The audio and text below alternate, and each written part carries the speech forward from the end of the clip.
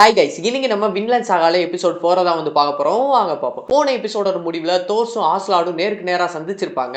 தோர்ஸ் வந்து ஆஸ்லாடோட படை வீரர்கள் எல்லாத்தையும் படார் படார்னு அடிச்சு தெருக்கி விட்டுருப்பாப்ல.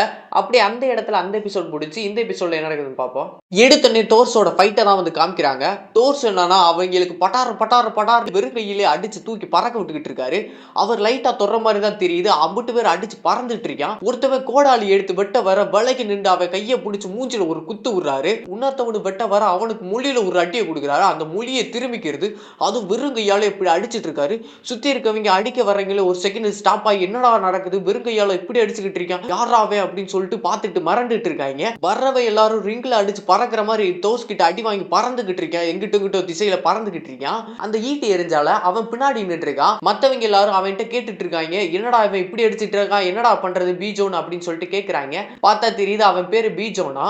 அவன் திடீர்னு என்ன நினைச்சான்னு தெரியல, கிறுக்கு பிடிச்ச மாதிரி கத்துறான், அப்படி கையெல்லாம் முறுக்குறான். என்ன ஆச்சுன்னு தெரியல. அவன் நிலைமைய வந்து மாறுது. சுத்தி இருக்கவங்கள ஐயோ இவன் மாறிட்டான்டா அப்படின்னு சொல்லிட்டு எல்லாரும் தப்பிச்சு ஓடிக்கிட்டு இருக்காங்க. அவன் என்னன்னா அவங்க டீம்மேட்ஸை போட்டு இழுத்து போட்டு அடிச்சு நொறுக்கிட்டு இருக்கான். ஒரு கட்டத்துல சுத்தி இருக்கவங்களா இவனுக்கு கிறுக்கு பிடிச்சு போச்சுடா, வாங்கடா இங்க இருந்து ஓடிடுவோம் இல்லைன்னா கொன்றுவாண்டான்னு சொல்லிட்டு அவங்க டீம்மேட் அந்த பீச்சோனை பார்த்து ஓடிட்டு இருக்கான். அவன் என்னன்னா அடிச்சது மட்டும் இல்லாம படகை போட்டு உடைக்க ஆரம்பிச்சிட்டான். என்னடா அவன் இப்படி மாறிட்டான்னு சொல்லிட்டு எல்லாரும் மறந்து போயிட்டு இருக்க.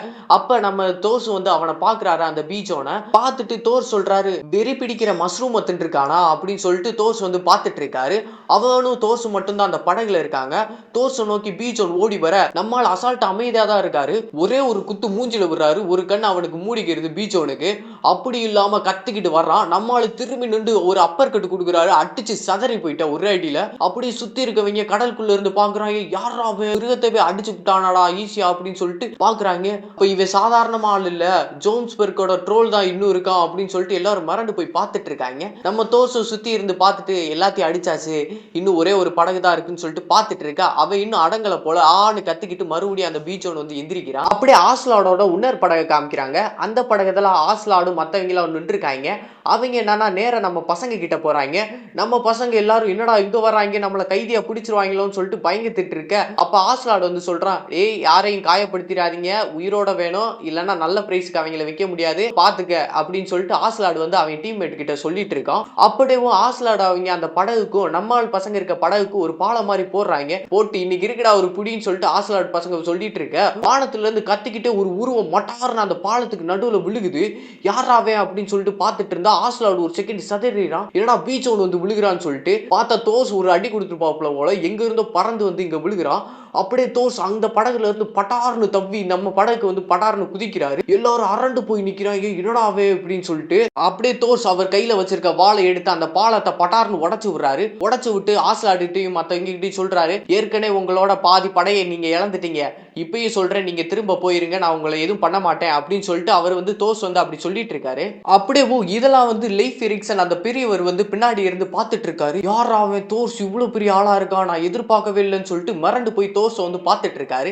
அப்ப அந்த பெரியவர் கூட இருக்கவன் சொல்றான், வாங்க நம்மளும் அவருக்கு உதவி செய்வோம் அப்படின்னு சொல்லிட்டு அந்த பெரியவர் கிட்ட சொல்றான். அந்த பெரியவர் அதுக்கு இருந்துட்டு, நம்மளா அவங்க கால் தூசு கூட ஆக மாட்டோம், நம்மளா ஈஸியா ஊதியதே தள்ளிடுவாங்க, அவ்வளவு பெரிய ஆளுங்க, தோர்ஸால மட்டும்தான் இந்த பிரச்சனையை சமாளிக்க முடியும், அதனால விட்டு பிரச்சனைக்குள்ள போகாம இரு, அவரே பாத்துக்குருவாரு அப்படின்னு சொல்லிட்டு லைஃப் பெரியவர் வந்து சொல்லிட்டு இருக்காரு. தோர்ஸோட பலத்தை பார்த்து ஒரு செகண்ட் மறந்து போய் நின்றுட்டு இருக்காரு. அப்படியே சுத்தி வில்லு விடுறதுக்கு அவங்க எல்லாம் தயாரா இருக்காங்க.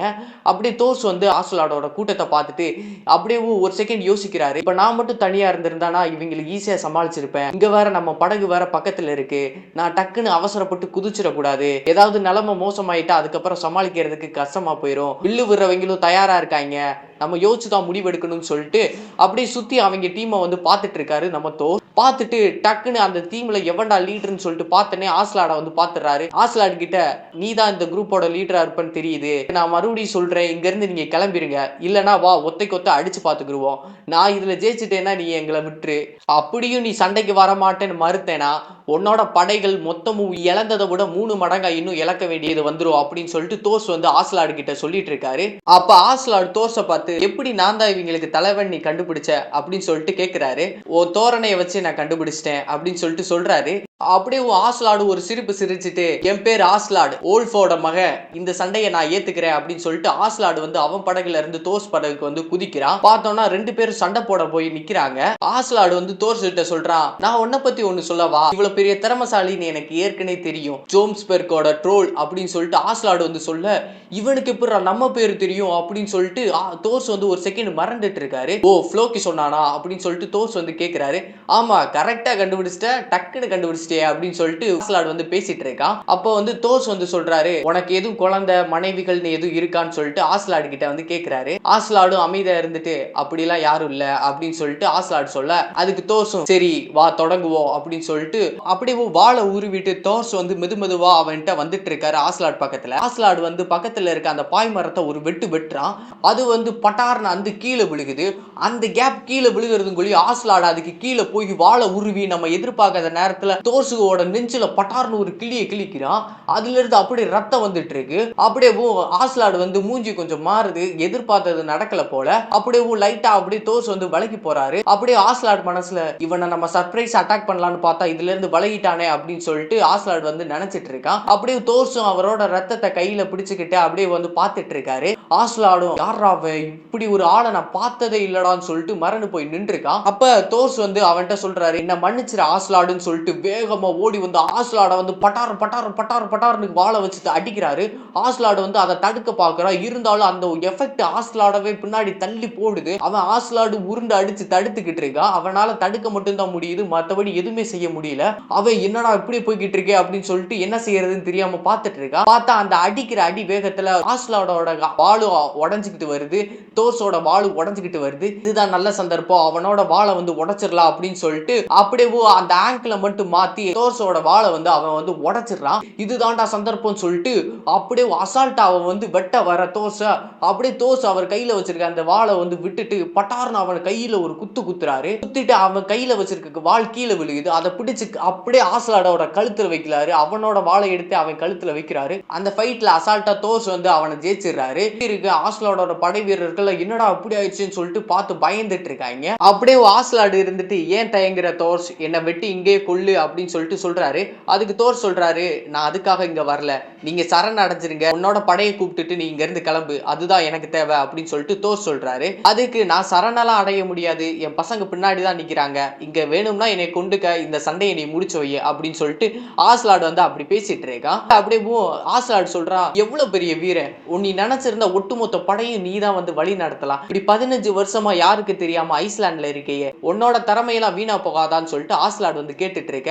யோசிக்காம டக்குன்னு தோர்ஸ், இந்த வாளை நம்பி நான் இல்ல, இந்த வாளை நம்பி நான் இருந்தேன்னா இதுக்கு நான் என்னைக்குமே மாஸ்டர் ஆக முடியாது, ஒரு உண்மையான வீரனுக்கு ஆயுதம் தேவையில்ல அப்படின்னு சொல்லிட்டு தோர்ஸ் சொல்ல, ஆஸ்லாடு ஒரு செகண்ட் பிரமிச்சு தோர்ஸ் கிட்ட இந்த வார்த்தையை கேட்டு பிரமிச்சு போய் நிக்கிறான். அப்படியே ஆஸ்லாடும் தோர்ஸ் சொன்ன பதிலை கேட்டுட்டு ஒரு நிமிஷம் அமைதியா இருக்கான். அமைதியா இருந்துட்டு என்ன நினைச்சான்னு தெரியல. தோர்ஸை பார்த்து ஆஸ்லாடு கேட்கிறான், தோர்ஸ் எங்களுக்கு நீ தலைவன் ஆயிடுறியா அப்படின்னு சொல்லிட்டு ஒரு செகண்ட் கேட்கிறான். அப்படியே ஆஸ்லாடு கூட வந்தவங்க மட்டும் இல்லாம தோர்ஸ் கூட வந்த எல்லாருமே வந்து மறந்து போறாங்க. தோர்ஸ் ஒரு செகண்ட் ஷாக் ஆகி நிக்கிறாரு. தோர்ஸ் வந்து அமைதியாவே நிக்கிறாரு.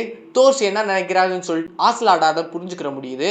அப்ப டக்குன்னு ஆஸ்லாடு, ஜோக் பண்ணடா, என்னடா சிரிங்கடா, ஜோக் தான்டா பண்ணேன் அப்படின்னு சொல்லிட்டு மத்தவங்க கிட்ட ஆஸ்லாடு வந்து அந்த பேச்சை வந்து மாத்துறான்.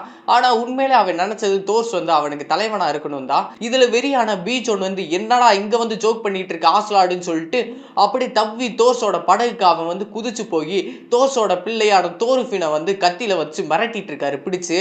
அப்படியே டக்குன்னு வெறியான நம்ம தோர்ஸ் டக்குன்னு வாளை எடுத்துட்டு மறுபடியும் ஆஸ்லாடோட கழுத்துக்கு வந்து நீட்டுறாரு. ஆஸ்லாடு, நான் தான் இந்த போட்டியில ஜெயிச்சேன், உனக்கே நல்லா தெரியும், சத்தியத்தை மீறாத அப்படின்னு சொல்லிட்டு சொல்றாரு. அதுக்கு ஆஸ்லாடு இருந்துச்சு சொல்றா, சத்தியமா நான் உனக்கிட்ட சண்டை போறதுக்காக வரல, நான் உன் தலைக்காக தான் வந்தேன், அதனால எனக்கு பத்தி கவலை இல்லை, இந்த மேட்ச் எப்படி முடிச்சாலும் நான் உன் தலையை எடுக்கணும் அப்படின்னு சொல்லிட்டு ஆஸ்லாடு வந்து அந்த மாதிரி சொல்லிட்டு இருக்கான். இந்த போட்டியோட நீ எல்லையை மீறிட்ட அப்படின்னு சொல்லிட்டு தோர்ஸ் சொல்லிட்டு அப்படியே அவர் கையில வச்சிருக்க அந்த வாளை எடுத்து தண்ணியில தூக்கி போடுறாரு.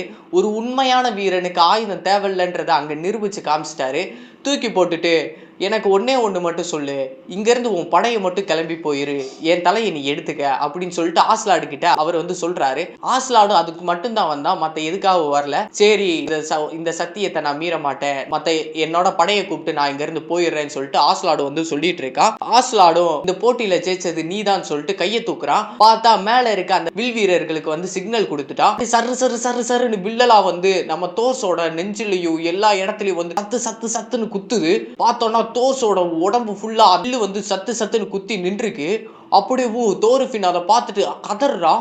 அந்த லீஃப் பிரியவர் எல்லாருமே சொல்லிட்டு கதறாங்க. தோர்ஸ் என்ன எப்படி செஞ்சுட்டாருன்னு சொல்லிட்டு கதறாங்க. லீஃப் பிரியவருக்கு கண்ணீர் அடக்க முடியல. அப்ப லீஃப் பிரியரை பார்த்து தோர்ஸ் ஒன்னு சொல்றாப்ல, என் தலையை மட்டும் எடுத்து சிகவால்டி கிட்ட மட்டும் கொடுத்துருங்க, தேவையில்லாம அவ என்ன தேடி அவ ஐஸ்லாண்டுக்கு வந்துட்டு இருப்பான், அதை மட்டும் நீங்க செஞ்சிருங்கயா அப்படின்னு சொல்லிட்டு தோர்ஸ் வந்து கிட்ட சொல்ல, ஏன்டா இப்படி பண்ண தோர்ஸ்ன்னு சொல்லிட்டு பெரியவர் அழுதுட்டு இருக்காரு. தோர்ஃபின் என்ன கதறிட்டு இருக்கா. அப்ப தோர்ஸ் வந்து அந்த தோர்ஃபினை பிடிச்சு வச்சிருக்க போஜோன்ட்ட, டேய் நான் சாகணும்னு நினைச்சேன், நான் சாக போறேன், என் பையனை விட்டுரு அப்படின்னு சொல்றாரு.